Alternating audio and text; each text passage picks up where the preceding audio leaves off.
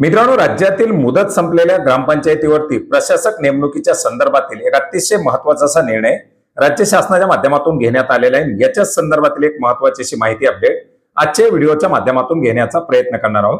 नमस्कार मित्रांनो, मी प्रभाकर, आपण पाहत आहात आपले माहिती केंद्र। मित्रांनो, जानेवारी 2026 पासून डिसेंबर 2026 पर्यंत अनेक साऱ्या ग्रामपंचायती राज्यामध्ये मुदत संपत आहेत आणि अशा मुदत संपलेल्या ग्रामपंचायतीवरती प्रशासक नेमण्याची तरतूद करण्यात आलेली आहे।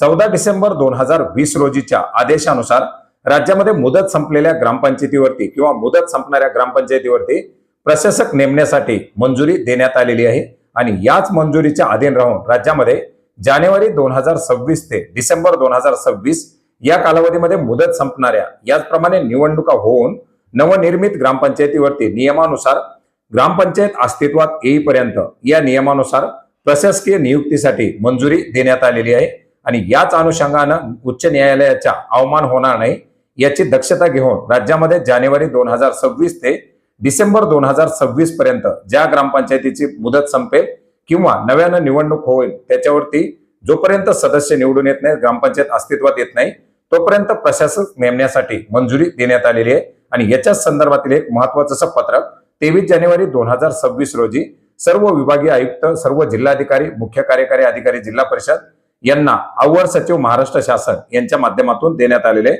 त्याच्यामुळे जानेवारी 2026 पासून मुदत संपणाऱ्या ग्रामपंचायतीवरती आता प्रशासक नेमणुकीची कारवाई पार पाडली जाणार आहे। धन्यवाद।